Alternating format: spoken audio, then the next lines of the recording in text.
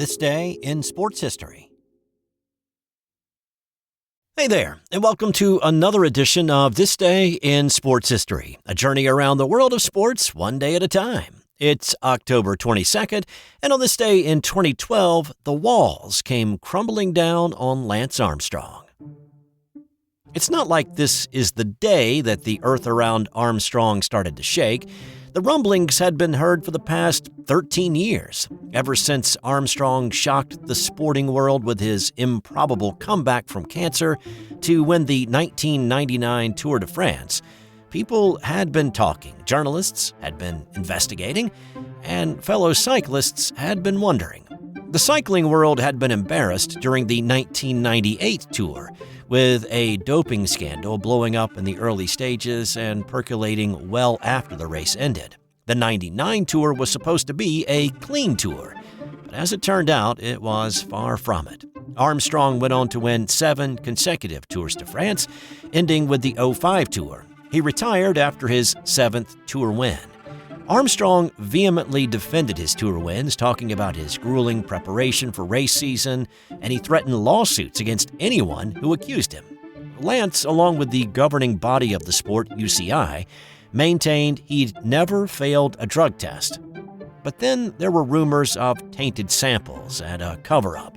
There was Betsy Andreu, wife of Lance's teammate Frankie Andreu, who testified under oath that she'd heard Lance admit to using EPO in the mid-90s during his cancer diagnosis.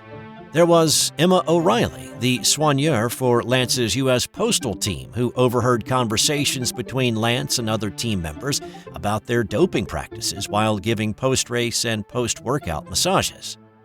Lance destroyed her in the media, disparaged her character, and prevented her from working for several years, and she was just one of those caught up as collateral damage to Lance's war on anybody who spoke out against him. Journalist David Walsh was the most dogged pursuer of Lance and the truth. Walsh had suspicions about Armstrong since his Tour win in '99, and those only grew after French cyclist Christophe Bassons wrote a column for a French newspaper saying that the majority of the field was using performance-enhancing drugs in '99. But instead of praising him for his anti-doping message, Armstrong made Bassons a pariah in the sport. He was another piece of collateral damage. Walsh investigated, prodded, asked questions, drew connections, and ultimately came to the conclusion that Lance was doping to win, but he lacked the smoking gun. Despite being unpopular with his fellow sports journalists, Walsh insisted that a good story is always worth pursuing, no matter how difficult pursuing it might be. In June 2012, the U.S. Anti-Doping Agency released findings from a 2-year investigation and charged Armstrong with engaging in doping violations from at least August of 1998, along with participating in a conspiracy to cover up his misconduct. On October 10th, USADA released hundreds of pages of evidence that included sworn testimony from 11 of Armstrong's former teammates. The documents also included positive lab test results that showed that Armstrong had been involved in the most sophisticated doping program in the history of cycling.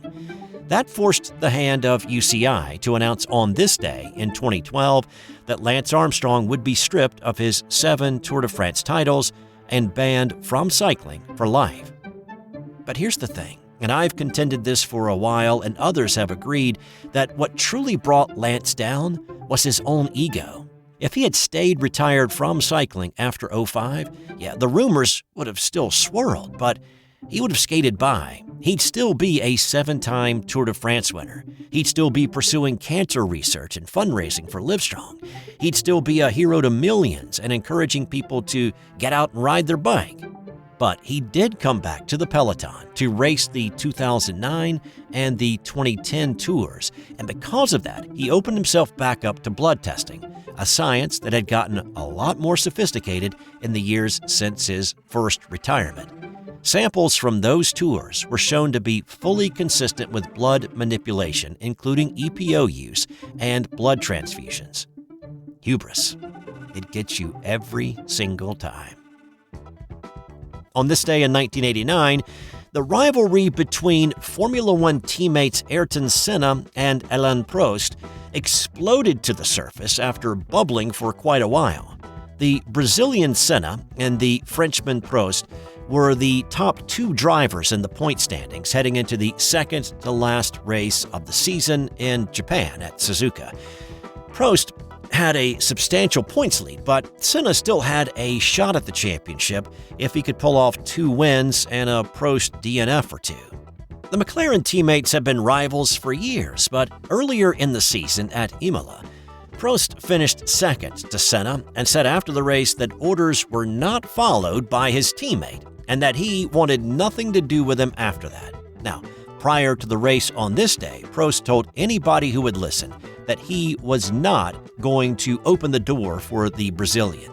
The two started on the front row of the grid, and Prost raced to the early lead. He built up a sizable advantage, only to be reeled back in by Senna. Tired of biding his time any longer on lap 47, Senna made a move to pass Prost. After moving alongside his teammate, Prost squeezed Senna and the two made contact, spinning into a chicane and coming to rest on the side of the track. Both cars stalled. Prost jumped out of his car believing that his suspension was broken. Senna urged race marshals to push him so he could restart the car, and technically that is illegal, but still, everybody did it. And after pitting for repairs, Senna overtook the two race cars, leading the race, and he won. But race officials disqualified Senna, not for his illegal restart, but for missing the chicane on lap 47, despite the fact that the time spent stalled on the track negated any advantage that he gained by missing it. Senna was apoplectic about the ruling. After an appeal, the penalty only got harsher, with a $100,000 fine issued, a suspended 6-month ban, and he nearly was not licensed to race in the 1990 season. Prost and Senna's rivalry would only get more fierce the next season. On this day in 1967, it was the largest margin of victory in the history of the Ryder Cup, and as I've talked about before on the podcast, prior to the 1979 Ryder Cup, it was the US versus Great Britain and Ireland. So the 67 event was held on US soil this time around, played at Champions Golf Club in Houston. Ben Hogan put together a formidable squad to challenge the GB&I team, and after the first day, they had a sizable but still catchable 3-point lead. But things quickly got out of hand for the Brits after Saturday's morning 4-ball matches. The U.S. swept all 4 of those matches and then expanded their lead in the afternoon, winning 3 more and having the 4th. At that point, it was only a question of how big of an advantage the U.S. margin would be. Arnold Palmer and Al Geiberger starred for the American team on Sunday, both winning their morning and afternoon singles matches. Once all the putts had been holed out and hands had been shaken, the U.S. had beaten the GB&I Ryder Cup team by 15 points, and that's still the largest margin of victory in the biennial event.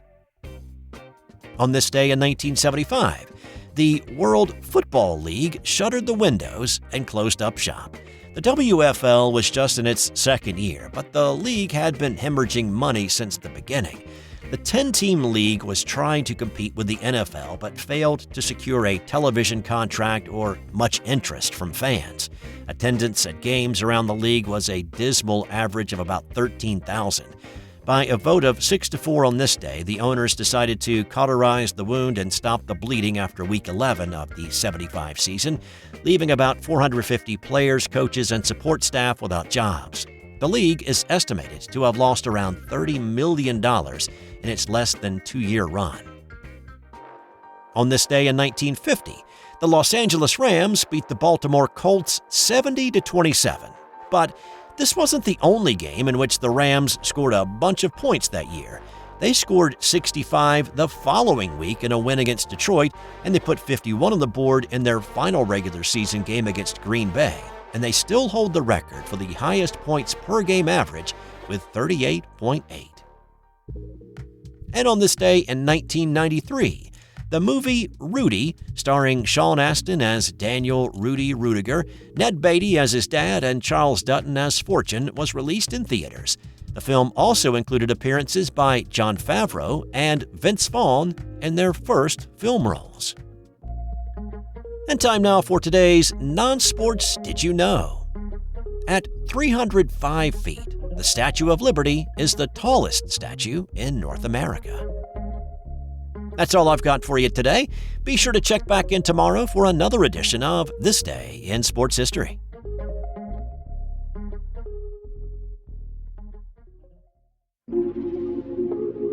This has been an original Thrive Suite production.